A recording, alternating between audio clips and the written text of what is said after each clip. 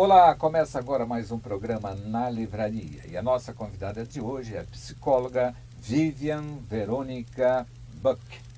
Ela faz parte da coletânea A Alma Brasileira, cujo autor é Walter Boechat.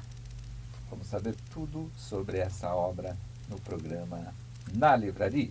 E na sequência, como sempre, o nosso sommelier Luiz Couto. E vou encerrar falando de 2 livros, sempre um sucesso nacional e também um sucesso regional. Voltamos em seguida.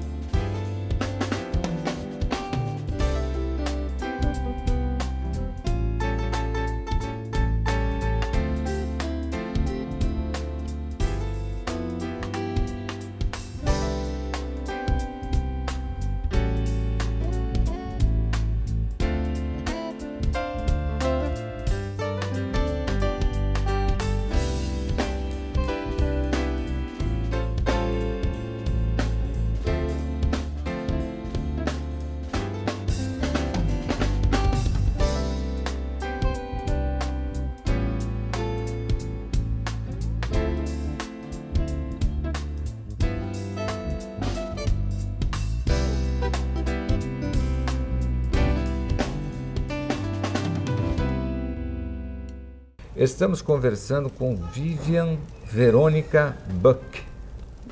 Seja bem-vinda ao nosso programa Na Livraria, Vivian. Muito obrigada, Milani. Obrigada pelo convite.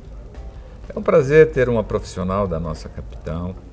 Você veio a Marília a trabalho e também falar sobre o livro Alma Brasileira. Fala um pouco desse livro, Vivian. Esse livro, ele é uma coletânea de trabalhos que foram apresentados há 15 dias atrás num congresso de psicologia junguiana promovido pela Associação Junguiana do Brasil, a AJB. A Associação Junguiana do Brasil é uma das 2 sociedades brasileiras ligadas ao Instituto Junguiano da Suíça e que seguem uma linha teórica baseada em Jung. Anualmente a gente se reúne e vários profissionais apresentam os seus trabalhos com vários enfoques, sempre do ponto de vista junguiano, né? E eu, pessoalmente, existem as pessoas que começaram o Instituto e, portanto, já são pessoas que já fizeram essa formação há muito tempo. Eu entrei para fazer essa formação, é importante que se diga que você, para fazer uma formação, você tem que ter uma faculdade de psicologia ou uma faculdade de medicina. Você tem que ter 2 anos de prática, a partir de prática clínica. E a partir disso, a pessoa vai procurar uma especialização, né? Uma formação que pode ser na psicanálise, que segue bem a linha teórica do Freud, e pode ser na linha teórica de Jung. Tem outras formações, tem outras linhas, tem outras abordagens teóricas.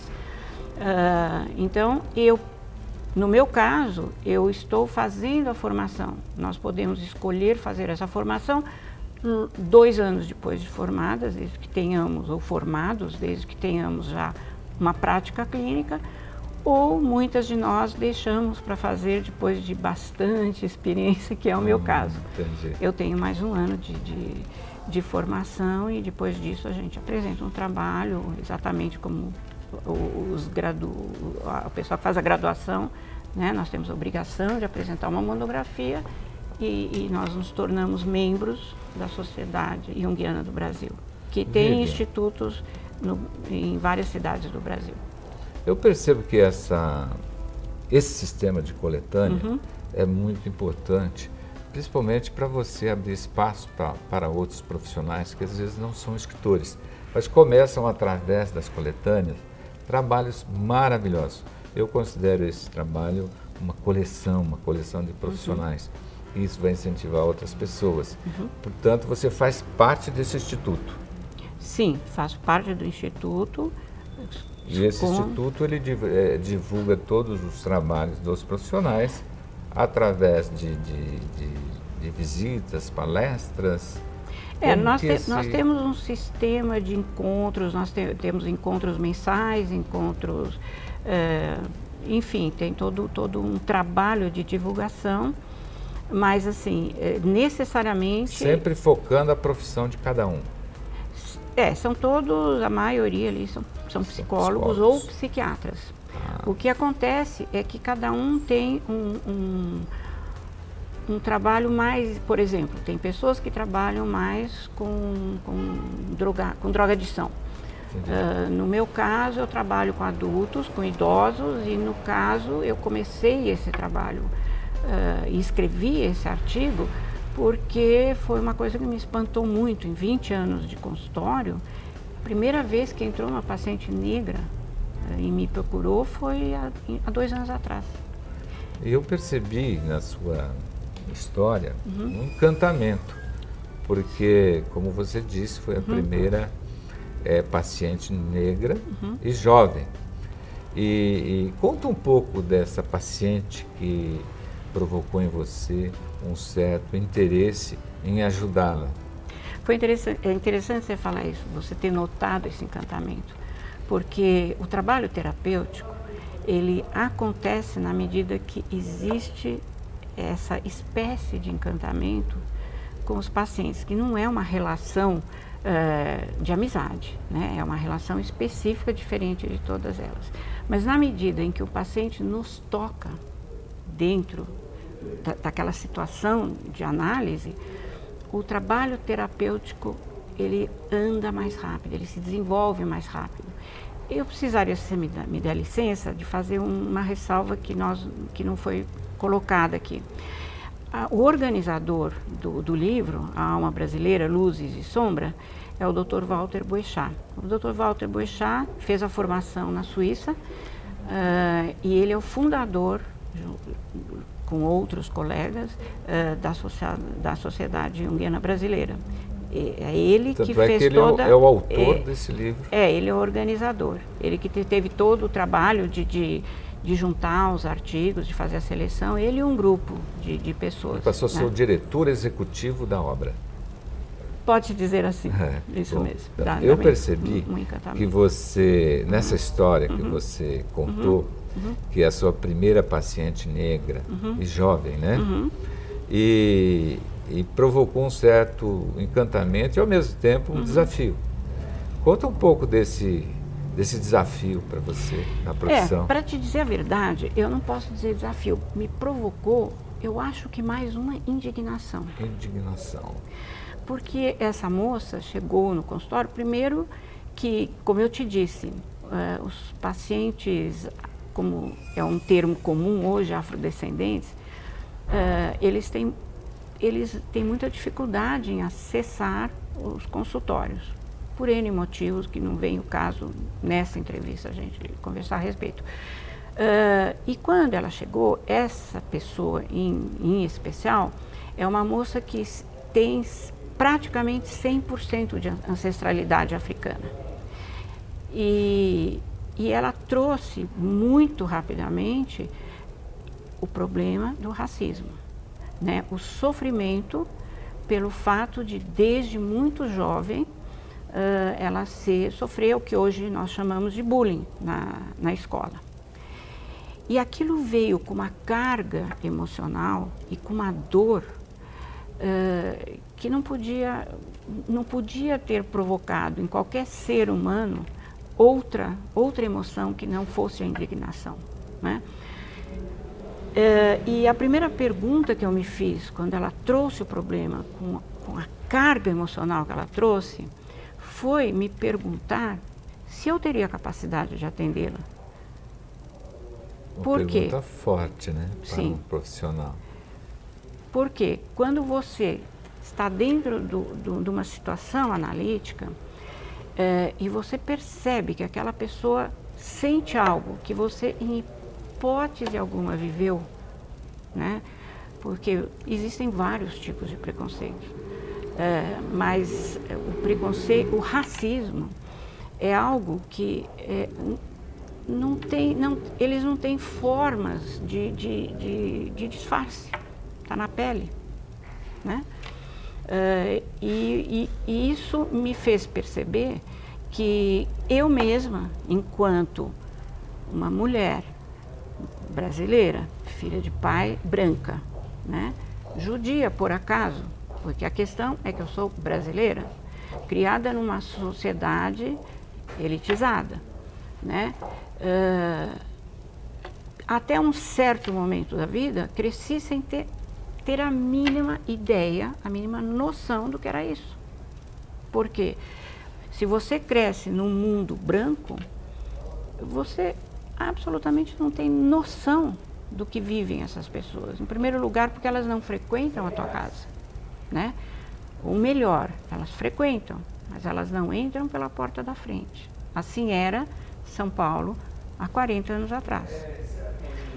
Então, o fato dessa moça entrar no meu consultório me despertou para percepções que me fizeram pensar em questões novas. Nesse sentido, sim, foi um desafio, né? E no momento em que, como eu te disse, eu fiz essa pergunta a mim mesma, eu de fato não sabia, porque aquilo que eu vivi no consultório, junto dela naquele momento, olha, a gente atendendo pacientes, você se vê frente a todos os tipos de situações dolorosas, né? Mortes, separações, perda de emprego, enfim, tudo que você pode imaginar. Mas nada para mim, na minha experiência profissional, foi igual ao que eu senti naquele momento. E eu senti também que eu precisava dizer isso a ela. Eu precisava dar a ela o direito de escolha. Então, o trabalho com essa moça me fez procurar caminhos novos de atendimento, começando por, intuitivamente, abrir a minha dúvida. Coisa que normalmente eu percebi na sua narrativa que com o envolvimento com a história, a sua dedicação com essa paciente, chegou ao ponto dela começar a atrasar nos compromissos. E isso fez com que você fosse conhecendo melhor, chegou até a família dela, não foi? Então, essa participação sua nesse livro, com certeza, vai, com poucas páginas, vai acrescentar muito nessa coletânea global, porque você realmente atingiu o seu objetivo e talvez o dela. A transformação dela nesse trabalho terapêutico, porque o trabalho terapêutico, ele envolve, nós sempre dizemos, engana-se quem pensa que só o paciente se transforma, as duas pessoas se transformam. E num caso desse, a transformação é inimaginável, né, para quem está do lado de cada poltrona, do analista. Você nessa leitura, nós percebemos isso, que houve um envolvimento do profissional e do paciente. Sim, sempre guardadas os cuidados, né? Agora, você sabe, Milani, isso é um modo de todas as pessoas com quem eu convivo e que eu respeito como profissionais. Essa dedicação não é só a ela, essa dedicação tem que existir no trabalho analítico. O trabalho analítico, ele exige esse envolvimento. Eu trouxe este trabalho para o Congresso porque, de fato, ele me fez perceber que, e logicamente depois procurando referências teóricas e fora do Brasil, inclusive, não é só aqui que acontece. É muito difícil para qualquer ser humano, em países onde existe o racismo, ele perceber o racismo, o próprio racismo, porque o racismo está impregnado nas pessoas. Nós nascemos dentro de um mundo, aqui no Brasil e em outros lugares, Estados Unidos, Inglaterra, tem trabalhos como esse, na Austrália tem muitos casos relatados, e em outros países também, a gente não se dá conta, e isso se reflete muitas vezes dentro do trabalho analítico, e isso cria entraves para o desenvolvimento da terapia. Então, o meu objetivo, quando eu escrevi esse artigo, foi conversar diretamente com os meus colegas, porque, de fato, a gente anda muito distraído em relação a isso. Tem todo um trabalho social, hoje em dia, uma conscientização, mas tem um lado que fica na inconsciência, inclusive dos terapeutas, né? E você sabe que quando a leitura é forte, ela consegue, no meu caso, houve uma retrospectiva que me levou à minha infância, né? E depois há um outro caso que vem ao encontro do que você disse. O primeiro deles, a minha infância. O meu amigo, que era negro, e todo mundo chamava ele de Pelé, mas ele era o meu melhor amigo.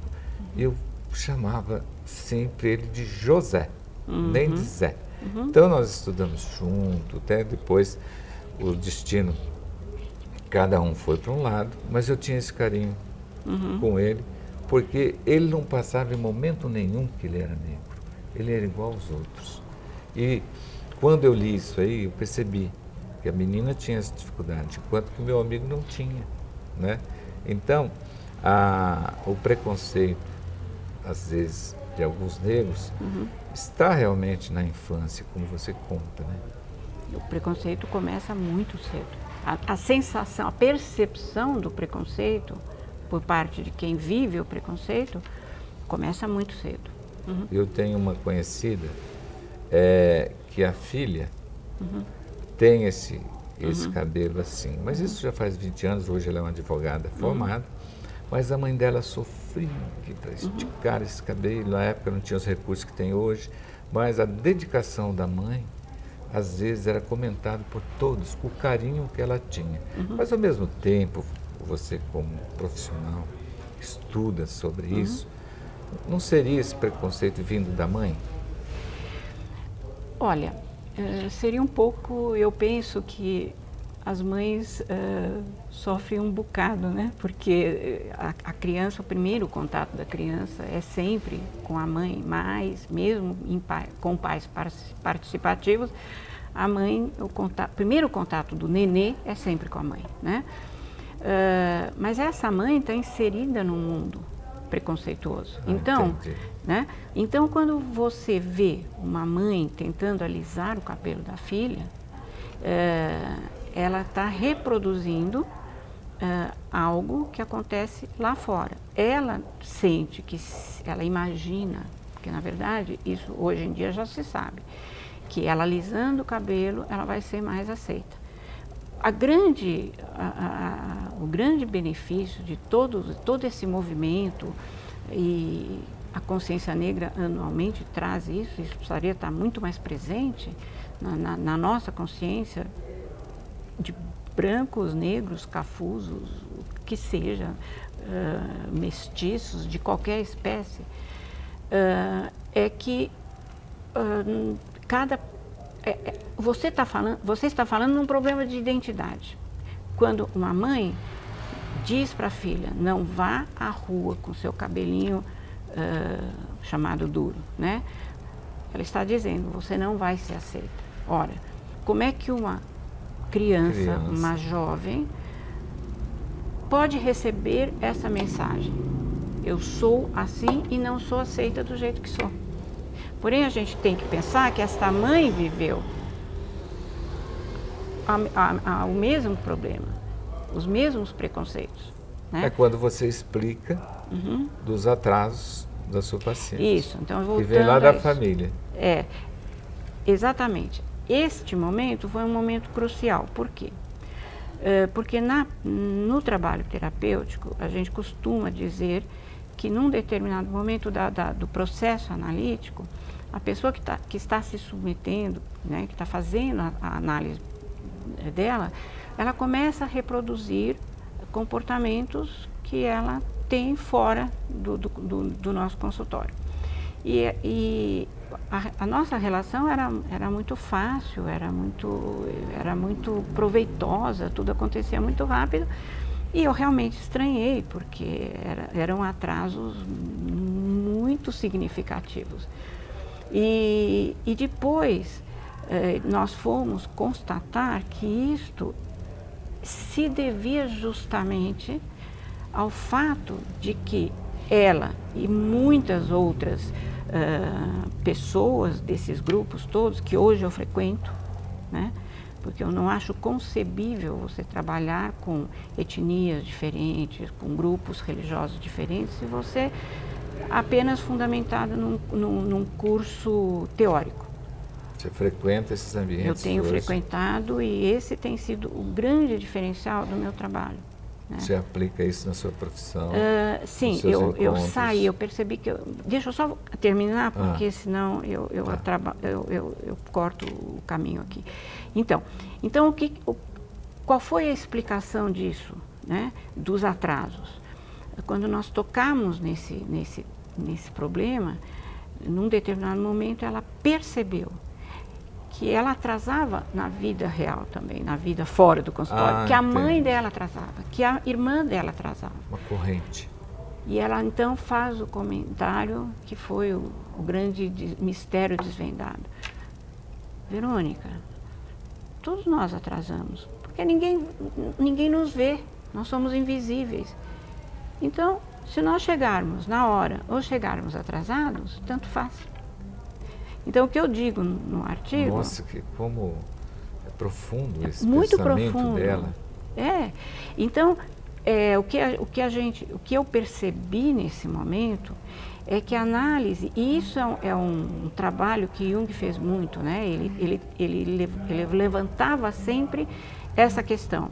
Uma pessoa não traz apenas os problemas individuais, ela traz toda a história da família, do povo a que ela pertence, e isso aconteceu no consultório. Então, assim, os atrasos dela falavam de uma questão de invisibilidade que hoje eu ouço sistematicamente. São duas questões que são muito discutidas nos grupos,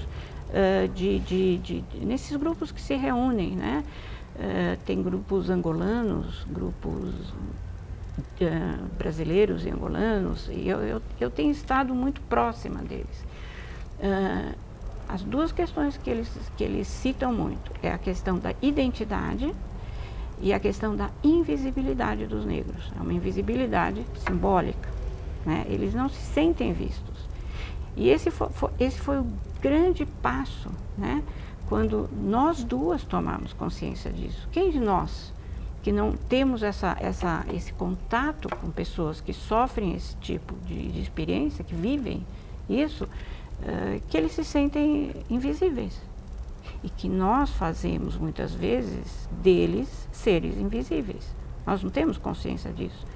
Nós não fazemos isso porque somos pessoas más. Isso é uma questão cultural, né? Nós dizemos em psicologia que este é um complexo cultural e que está no coletivo.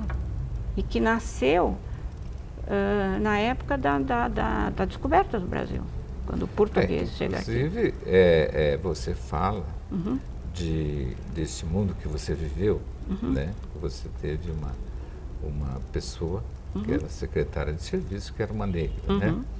E que eu achei interessante também, só para dar continuidade a essa sua história, que você viu que eu prestei muita atenção, que você fala de dois pintores, que é o de Cavalcante e o Portinari, sim. Que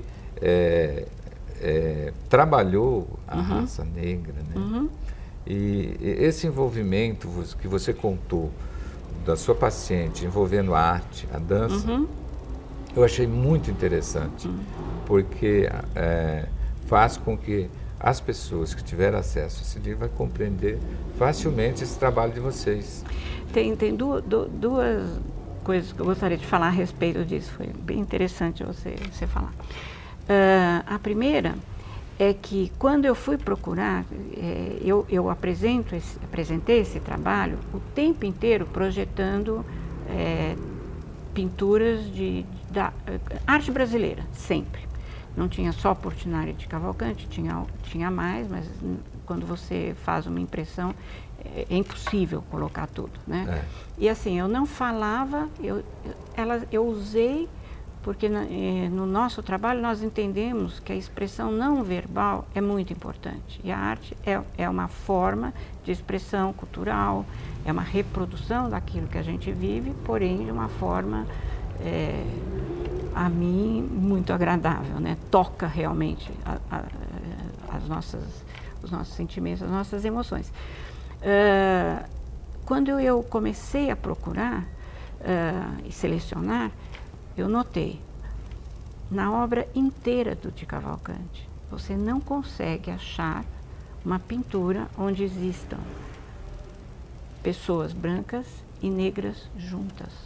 Você tem mulatas, que você deve se lembrar bem que em algum momento do livro eu digo que até um certo ponto, quando hoje essa consciência já surge, os negros, eles só apareciam, as mulheres quando eram sensuais e os homens quando eram músicos e jogadores de futebol ou nas músicas, no samba enredo, né? Você cita uma modelo que foi uma negra de Cavalcanti? Ex-modelo de Cavalcanti, que se casou com esse pintor que eu cito ali também, que é um alemão, judeu, branco, introvertido, surrealista, e ele ficou encantado, porque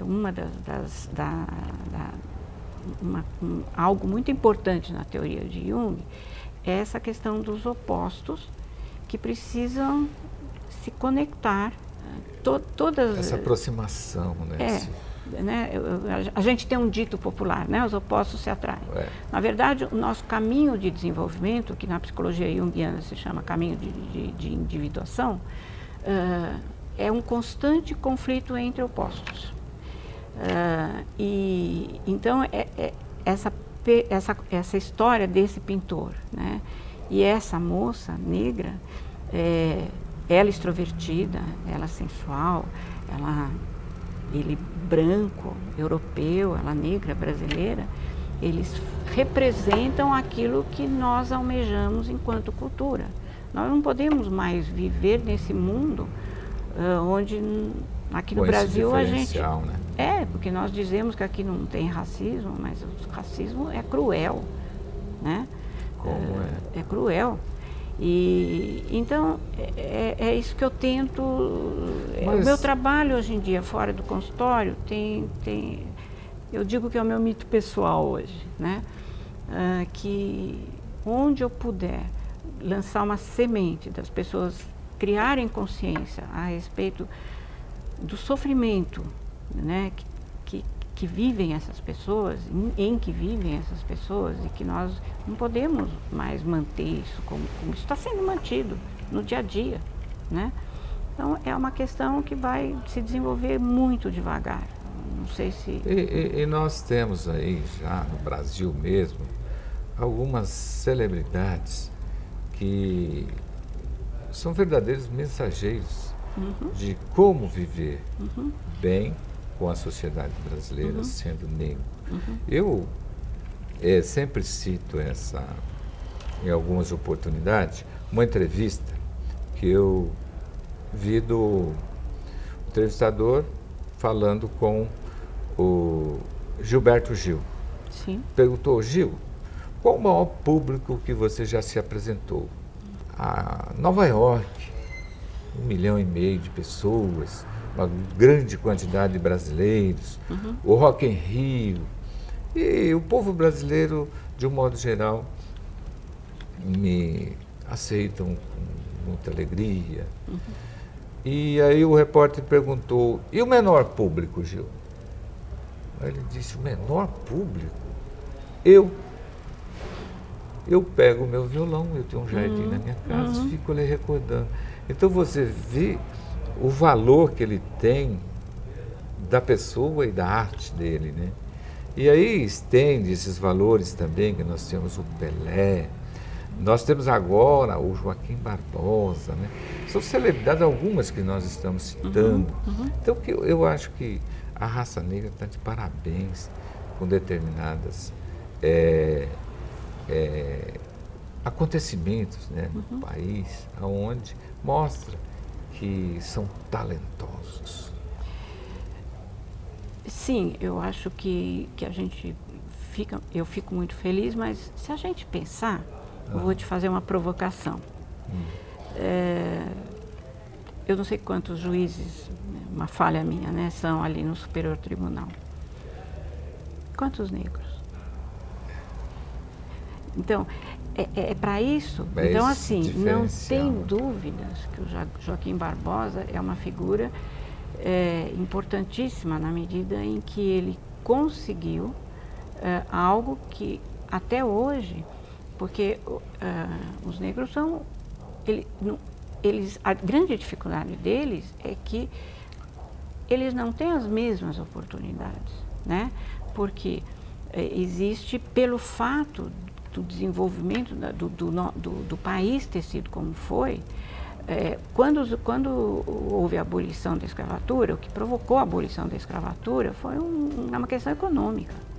Os senhores de engenho, os donos das fazendas, eles não tinham dinheiro mais para alimentar aquelas pessoas, vivia-se uma crise, né?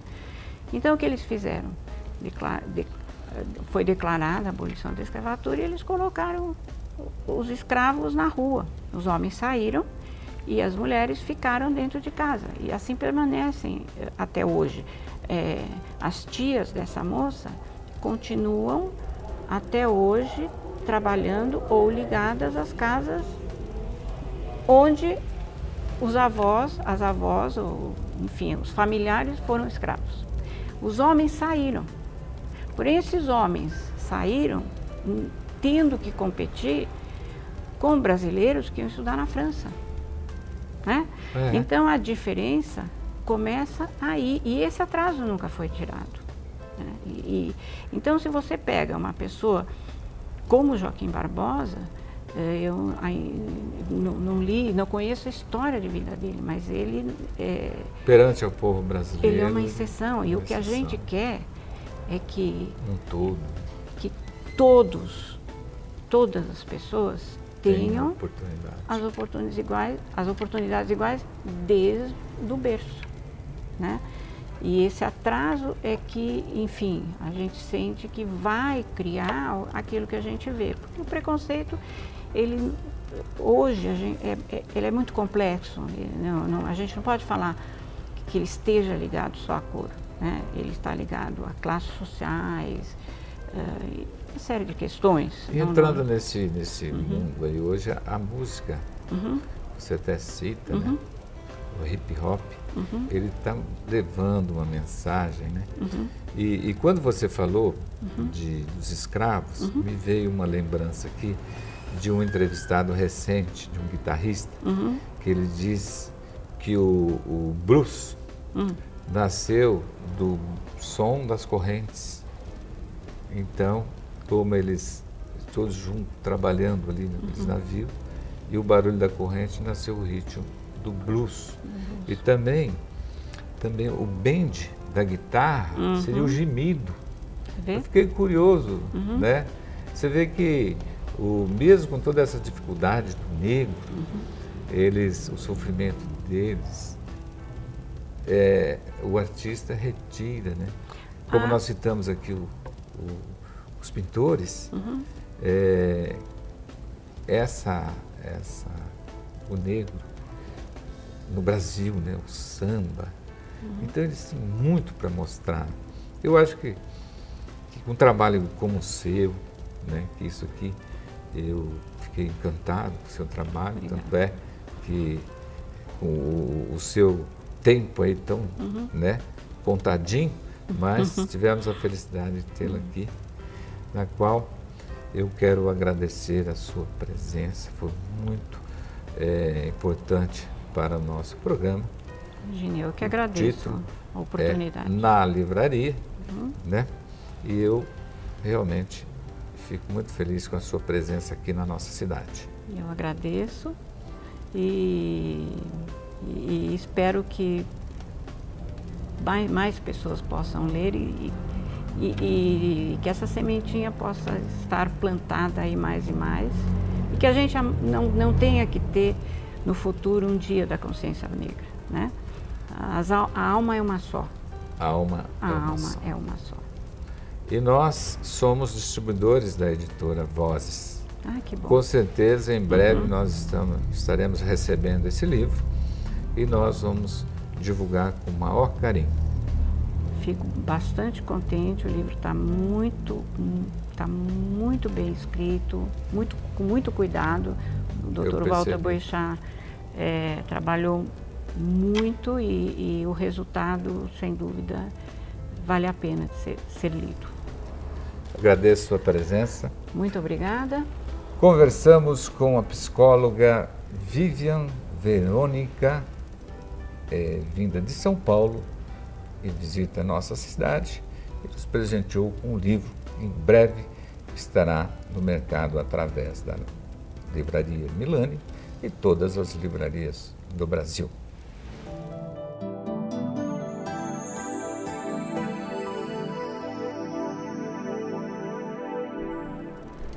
Eu sou o sommelier Luiz Escolto.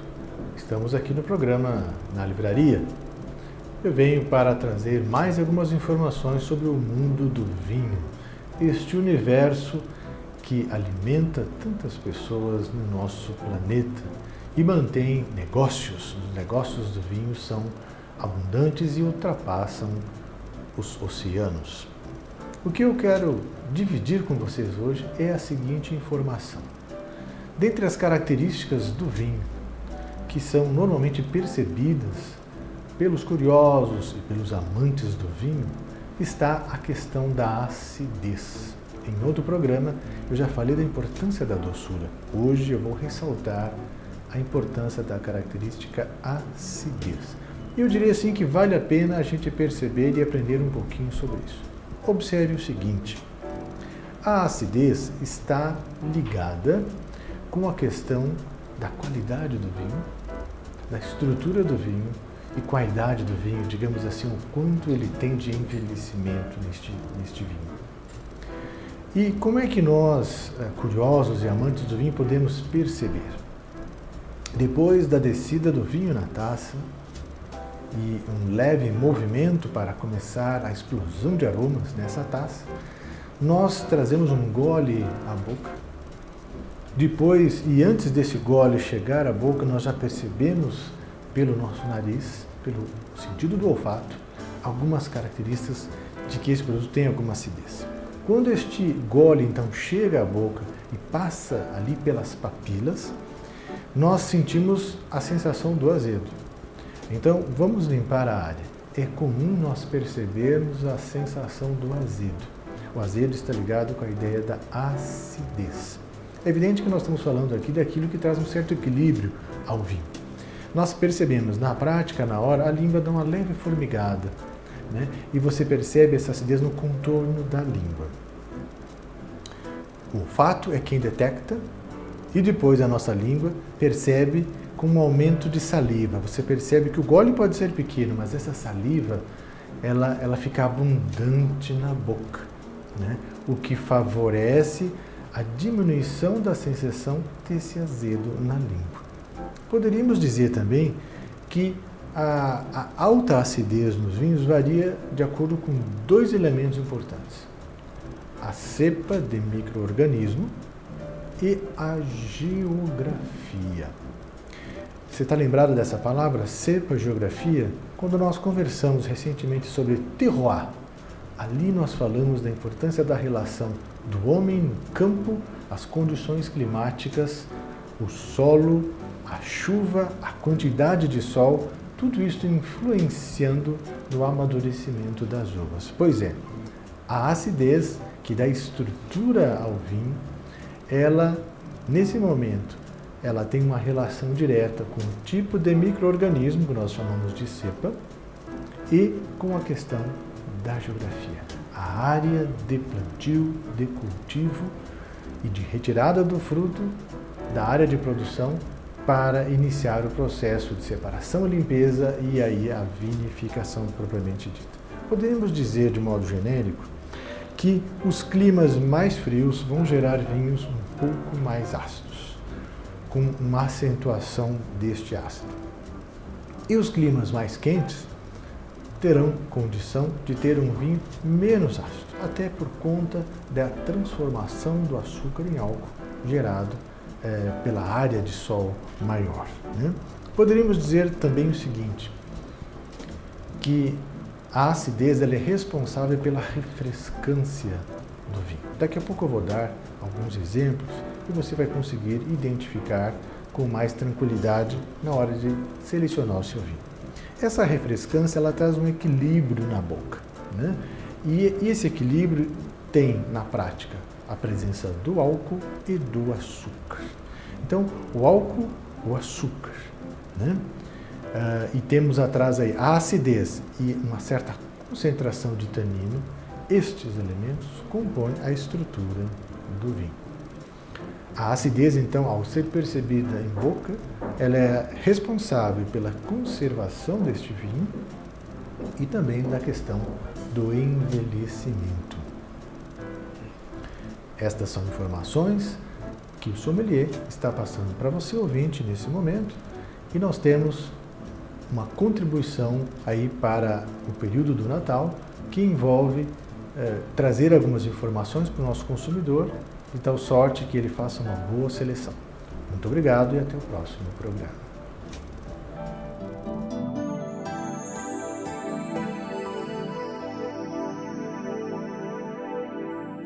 Que bom ouvir mais uma vez o nosso sommelier, com toda a sua precisão, seu conhecimento, falando do vinho. É uma data oportuna, porque o Natal e Ano Novo se aproxima. Mas vamos falar da nossa entrevistada. Que questão delicada, que é a questão racial. A nossa psicóloga Vivian Verônica Beck, o nome que você precisa ler, pesquisar, porque vale a pena. E, como sempre, vou falar dos livros. Um livro que eu vou mostrar hoje dispensa comentários, porque eu estou falando de Paulo Coelho. Paulo Coelho, sucesso mundial. Todas as edições anteriores, todos os títulos você encontra na livraria e todas as livrarias do mundo. E é um prazer imenso falar de Tadeu Martins. Realidade ou Quimera? Esse livro encontra-se esgotado. É razão da dedicação desse autor com a sua obra. Vem aí a segunda edição. Realidade ou Quimera? Tadeu Martins. Termina agora mais um programa na livraria. Um programa realmente muito interessante. Conto com vocês na próxima semana. E eu convido você para acessar o nosso site livrariamilani.com.br, TV Campus e você aqui na livraria. Um abraço a todos. Já cantei no mato, na beira de um riacho, bem juntinho dela. Já cantei na rua, olhando pra lua, agarradinho com ela. Já cantei na praça, já cantei de graça, a pedido dela. Fui cantar no estrangeiro pra ganhar dinheiro, mas eu fui sem ela. Não pude aguardar.